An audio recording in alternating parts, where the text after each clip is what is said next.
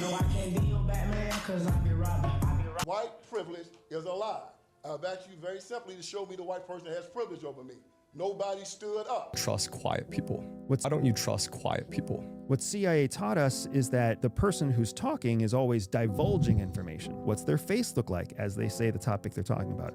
What are their hand gestures? How much do they swallow? How much do they spit? How loud are they? How fast do they talk? But the person who's quiet reserves all of their information and absorbs all of the speaker's information. They're doubling the amount of information they get. Introverts learn over time that there's kind of some benefits to being introverted. The natural introvert isn't my concern. The trained individual who learns to keep their mouth shut, that's the person I don't trust. No, dog. Bro, fuck you, Mama Webble. Body call Mama Finger. Let him know, dog. I'm gonna let that nigga know, and I'm gonna let this nigga know that I'm the man around here. You run this shit, don't you? Where's my girl at? What girl? Your girl, nigga. Nigga, that's my girl. You really don't own nothing in this life. You don't own, this is a rented life. Ain't nobody better than nobody on this earth. You can't take it with you. All I can buy is cars and shoes, a bigger house, more cars. This is what money is. If you really break it down, there's nothing you can really do with it. Certain individuals are spiritually protected, and I'm gonna tell you how you know. Most people that are spiritually protected, if someone tries them, you know, being disloyal to them, try to hurt them, try to do all these different things to them, something terrible usually happens to them right after that.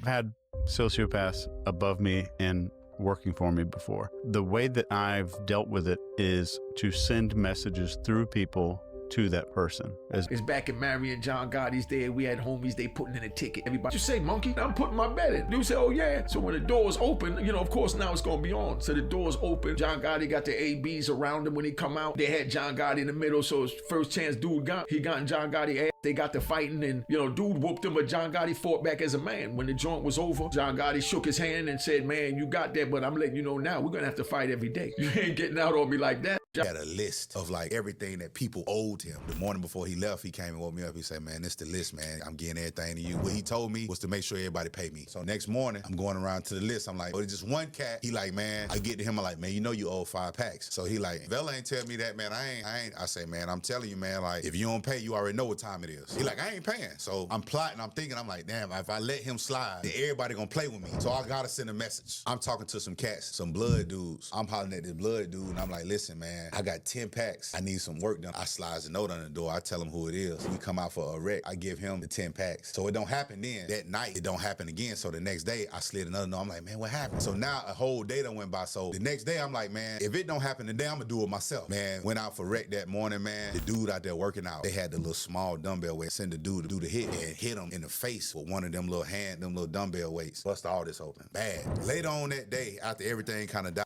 down, they called me to the office. When I get in there, man, they closed it. They had this big 6'9" correctional officer. He was sitting in the chair, so all the other officers were standing down. He told me to sit down. I sat down. He said, see, what's going on is word on the compound that you putting hits on people. I said, who? What are you talking about? I said, man, I just got here. Like, I ain't even been here 2 weeks. He said, this was finna happen. You got 1 or 2 options. He said, I'm gonna rip this pocket off my shirt and pour this water right here on me and act like you tried to attack me, and we're gonna beat the out of you in here. We're gonna do you how you had him done. Or he said, we're gonna send you to D1. We're gonna send you over there with the lifers and all the hard criminals since you into that type of stuff. 1 or 2 options. I say, man, send me to the ghetto, cause I don't know nothing, man. And I ain't trying to get my ass whooped. So, man. Screaming, look out the door. They're pulling the body out of the cell. The white guy was eating food and the black dude farted while he was eating. Killed him over it. I look over and I see a guy with another guy. And I'm like, what the? I go to Pookie while we're working and I'm like, man, I saw this going on. And I'm like, what the hell is going on here? He said, what, you don't think it could happen to you? I said, that'll never happen to me. They'll have to do it to my dead body. All of a sudden, Pookie like snapped his fingers. These dudes pop out and grab me.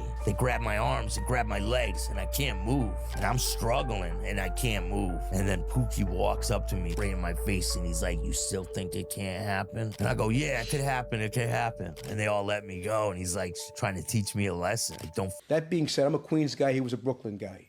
I stood in Queens, my father was a man of the world. I was not. I was a Queens guy. Quite simple. But you took the easy way out.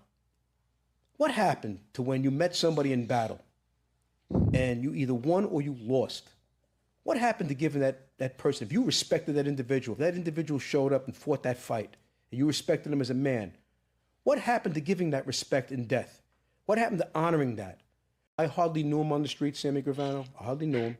Okay, and Elicitation is about using statements instead of questions. And I'll give you an example. Let's say you and I walk into Whole Foods. And we walk in there. Let's say there's a young lady stocking produce. You get in there and I say, all right, Stephen, your goal is to go figure out how much she makes in 60 seconds and you're not allowed to ask any questions. That's tough, right? It sounds really tough. So if you went over to her and said, hey, I'm trying to find the baby carrots, and she walks you over there, but while you're walking, you say, I just read this article online that says all Whole Foods employees just got bumped up to $26 an hour. That's fantastic. And she turns around and goes, what? No, I make 17. So now she doesn't feel like she's been pressed or questioned about how much she makes. She's correcting you. Let's say you got into an Uber and you said, I just read this article that Uber drivers were one of the most highly satisfied employees in the country. You're going to get a correction. So triggering a need to correct the record is one of the easiest ways to use elicitation. What is any problems other than being attractive? When I got to the low, this guy comes over and they called him B. He walks in my cell. He goes, hey, I went, yeah, what's up? He said, this is how this is gonna work, bro. You're gonna give me $100 worth of commissary a month. Ain't nobody gonna bother you. Okay, so you got a list? Make sure you put your name and what cell you're in so that I can, when I bring it to the counselor, so we can go straight to your cell and have a talk with you. And he looked at me and he goes, you wanna rat me out? I said, of course I'm gonna rat you out. Now, luckily it was a low and not a medium, so he didn't attack me. So this guy named Rambo, when my cellie moved out, he moved in. You don't just move in somebody's cell. He's like, oh, that's the way it is, man. I'm furious. I go to this guy's cellie and I convince his cellie, who's a offender, to swap bunks with me. So while Rambo's taking a nap, we actually move our stuff. So now he's stuck in a room with a ball. A couple days later, I'm walking down the hallway and that guy B that tried to extort me, hey Cox, I look up and I go, yeah, what's up? He said, the you did with the it was a veteran move, bro. Veteran move. I went to the medium. I never had any problems other than being attractive. When I got Google in prison, what you have is ask a white guy. What else did you hear? It ain't like that just happened. Well, never just happens. Yeah. But there was friction. Yeah, it was conflict, but I went to Cuba about 4 or 5 times before the conflict jumped off and told him to correct the situation. So that's the part that everybody leave out, I think. Nobody didn't intend on starting nothing or nothing even like escalating to that level. If you go to somebody 5 times before it escalates, then you was trying to be diplomatic about the situation. Because if it was my wife's brother, I would have told him he can't fuck my money up. Right. You guys need to fight guys your fucking same size. When you fought Floyd, you're a massive fucking dude. Floyd's tiny. And I'm sure when you were training, you're like, all right, I'm gonna hit this guy with a couple punches and grab him, tie him up. And he did hit you with a fucking bomb of an overhand right one time. And you fucking ate it. You ate that punch. And Gervonta, I think, hits way harder than fucking Floyd, but he's too small. I mean, your brother's gonna be able to, get inside on him, put his weight on him, tie him up, but I don't hate your brother. Your brother. Prison. There was a guy they called Truck, and Truck was a little guy. He was like 5'2". And I remember Truck used to rent out urban novels. He would rent it out like $1, like a couple stamps. And so you rent it out for like a week, you have a week to read it, you return it. And I remember one time, Truck went to go get the book, and the guy was like, yeah, I lent it to somebody else. Truck was like, well, what are you doing? He's like, yeah, I know, I can't find it. The guy got shipped, or we can't find it. I don't know what to do, Truck, I'm sorry about that. But he's like, yeah, okay, yeah, I understand, but now you owe me like 10 or 20 bucks, whatever it costs. And the guy said, I'm sure you got your money out of that book. And he's like, no, but you owe me the book. You gotta get me the book. And the guy was just like, man, you're making a big deal of this. Well, they get into an argument. The guy basically says, fuck you, Truck. Go fuck yourself. It's 5'2". This is a big guy. So Truck goes, oh, okay. Truck goes back to his cell. He gets a lock and a belt, and he comes back and he just starts swinging on the guy. I mean, the guy was screaming. He was cornered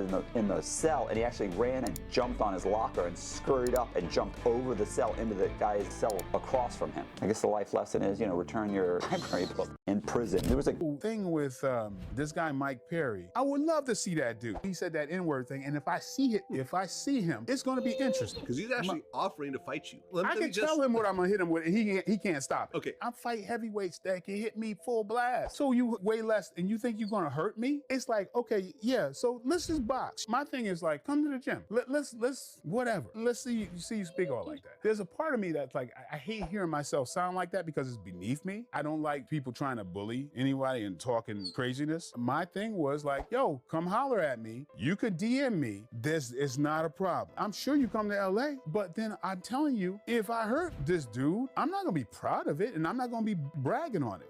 I seen what his skill set looks like. He needs help, but